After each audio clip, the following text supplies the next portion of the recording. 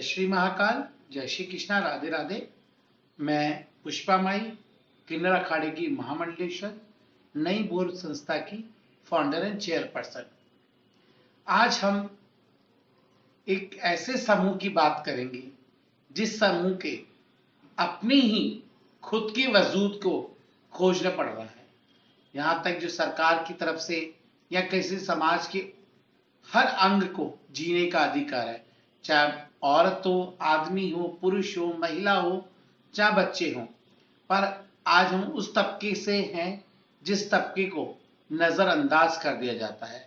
उस तबके को न तो समाज में वो सुविधाएं मिल पाती हैं जो आम आदमी को मिलनी चाहिए, चाहे वो कोरोना में कोविड-19 को लेकर के देखा जाए या नोटबंदी के टाइम पे देखा है। इस समाज का सबसे बड़ा एक मुख्य कारण है क्योंकि इस समाज के पास न तो कोई आइडेंटिटी कार्ड होता है, न उनके पास कोई जन्म का प्रमाण पत्र होता है और ना पिता का कोई नाम होता है। क्योंकि समाज को जब धिक्कारा हुआ समाज है जिसको फेंक दिया जाता है, तो ना उस समाज के पास में अपने जीवन जीने के लिए कोई राह दिखती है, तो बस वही दिखती है एक राह, ताली की थाप और पीतल के घुंघरू ढोलक की थाप। उसके अलावा समाज के पास अपना पेट भरने के अलावा और कोई गुजारा नहीं है। समाज में आज बहुत सारी ऐसी चीजें हैं जो आम आदमी को तो मूलभूत सुविधाएं मिल रही हैं, पर हमारे किन्नर समाज को वो सुविधाएं नहीं मिल पाती है। जैसे हम बात करें स्वास्थ्य की बात करें तो वहां पर भी साइनेज में देखिए मेल और फीमेल की लाइनें लगी हुई हैं, पर किन्नर समाज के लिए कोई लाइन नहीं है। डॉक्टर भी उन्हें स्वास्थ्य से वंचित रखते हैं। या हम देखा जाए और भी समय सरकार की तरफ से काफी सारी स्कीम्स आ रही हैं, पर उसमें कहीं भी नॉर्म्स में ट्रांसजेंडर्स को इंक्लूड नहीं है। पर ट्रांसजेंडर इंक्लूड भी है, पर वो वहां पर वो फॉर्मेलिटीज पूरी नहीं कर पाने के कारण से वहां पर, क्योंकि वहां पर वो इतनी सारी वो रिक्वायरमेंट की जाती है ना कि ये पूरी करो, वो चीज वो नहीं कर पाते, जिसके कारण वो अगर सरकार की तरफ से कोई स्कीम है भी तो वो भी उनकी तरफ नहीं मिले, उन्हें नहीं मिल पाती है। क्योंकि समाज अभी तक नजरों में एक यही है कि समाज नाच और गाने वाला, भाई समाज उस सब से अलग हट करके आज समाज में बहुत से लोग हैं जो इंजीनियरिंग है या फाइन आर्ट्स के हैं, कोई डांस टीचर्स हैं जो डिप्लोमा किए हुए हैं, बहुत सारी उन्होंने यहाँ ब्यूटिशियन कोर्स किए हुए हैं, कोई जर्नलिज्म कोर्स करे हुए हैं और कोई इसका लैब टेक्नीशियन का वर्क किया हुआ है, किसी ने फाइन आर्ट्स में किया हुआ है। तो बहुत सारे, पर उन जो डिप्लोमा करने का कोई फायदा नहीं है, क्योंकि सरकार ने अभी तक भी जो भी या सरकार क्या समाज जो भी गए वो सिर्फ मेल और फीमेल को देखना चाहता। ट्रांसजेंडर को कहने को बड़े बड़े एसी के कमरों में हम बात तो कर लेते हैं कि हाँ हम तुम्हारे साथ है, पर जहां हमारे समाज के साथ कंधे से कंधा मिलाने की बात आती है तो समाज के अंदर वो नहीं हो पाता है। क्योंकि समाज को पता नहीं क्यों सरकार उन 2014 सुप्रीम कोर्ट के जजमेंट के बाद, वर्डिक्ट के बाद में भी इतना बड़ा फैसला आ चुका है, पर आज भी हमें अपने वजूद की लड़ाई को लड़ना पड़ रहा है। और न जाने क्यों मुझे लगता है कि सरकार की सोच बदली है या हमें हमारे समाज की सोच बदलनी है। बदलाव सोच में होना चाहिए, क्योंकि जब तक सोच का बदलाव रहेगा तो मुझे नहीं लगता कि सरकारी फॉर्म्स में अगर नाम बदलना है या किस में है, तो हमें सोच को बदलना है।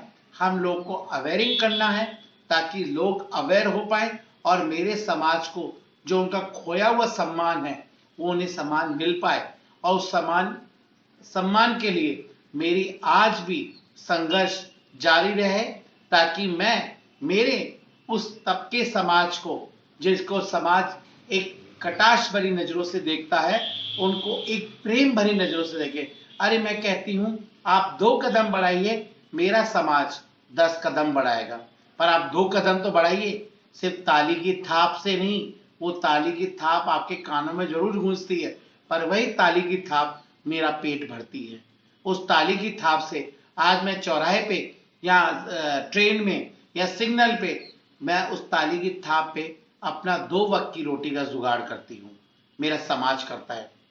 या वो उस ताली की थाप से या एक सिग्नल पे खड़ा होकर बदन बेच करके अपना 2 वक्त की रोटी का जुगाड़, क्योंकि समाज कहने को तो वो मर्द तो आज हमें कटाश भरी नजरों से देख रहा है, पर वही रात को अगर मैं सजी धजी वही सिग्नल पे खड़ी रहूंगी तो वही मर्द अपने भूखी बेड़ी नजरों से मुझे उन नजरों से देखेगा। उस समय मैं बड़ी अच्छी लगूंगी, पर उस समय वही क्या है। तो समाज के साथ बहुत सारी समस्याएं हैं, न तो उनका कोई स्वास्थ्य की है, मकान की देखा जाए तो हमारे समाज को, जहां मुझे आज अगर मकान 5,000 का किराया है तो मुझे वही मकान का किराया 8,000 या 9,000 10,000 देना पड़ेगा। क्यों? क्योंकि मेरे पास कोई आइडेंटिटी नहीं है, मेरा कोई गारंटर नहीं है, क्योंकि मेरे साथ बहुत सारे टर्म्स और कंडीशन रखी जाती हैं एक मकान देने की वजह से। अच्छी सोसाइटी में मैं मकान नहीं ले पाती। क्यों? क्योंकि मैं किन्नर समाज से हूँ। बहुत, क्योंकि समाज में बदलाव बहुत जरूरी है। मैं यही कहूंगी कि अपना नजरिया, अपनी नजरिए का और अपनी सोच को बदलिए, तभी समाज बदलेगा। जय श्री महाकाल, जय श्री कृष्णा। एक चीज और जोड़ना चाहूंगी। आपने कहा आईडी कार्ड की दिक्कत की वजह से बहुत सारे दिक्कतों का सामना करना पड़ता है, जैसे मकान नहीं मिलना और बहुत सारे। ठीक है, आखिर ट्रांसजेंडर लोगों के पास में आईडी कार्ड क्यों नहीं है? एक मिनट, हाँ है। ट्रांसजेंडर लोग के पास आइडेंटिटी कार्ड क्यों नहीं होता, उसका एक मुख्य कारण है, जब समाज, माँ बाप उसे घर से जब निकाल देता है तो वो कोई डॉक्यूमेंट्स लेके घर से नहीं भागता। ठीक है, और हमारा समाज जब वहां जाएगा तो उसके पास कोई आधार कार्ड ही नहीं है, और सरकार ने कभी जनगणना में ट्रांसजेंडर लोग को जोड़ा नहीं है। अगर 2011 के आज से 10 साल पहले जो जनगणना हुई है, वो सिर्फ जो मुख्य मुख्य लोग रहते हैं, जैसे मैं जानती हूँ कि इस हमारे जो डेरेज होते हैं, उन डेरों के अंदर 25 लोग रहते हैं, तो उन 25 जनों का नाम डाल दिया है। ऐसे करते हुए जनगणना हुई है, वो प्रॉपर जाके जनगणना नहीं हो पाई है, जिसके कारण समाज में नाम जुड़ नहीं पाए हैं। तो मैं ये भी कहूंगी सरकार से, एक बार वापस से किसी समाज के रिसोर्स पर्सन के साथ में मिल करके, कमिटी रिसोर्स जो सीबीओ जो हैं उनके साथ मिल करके एक वापस से जनगणना कराई जाए, ताकि मेरे जो छूटा हुआ समाज है कहीं पे भी जो तबके, ताकि उनको हम समाज में वो अधिकार, वोट देने का अधिकार ला सके।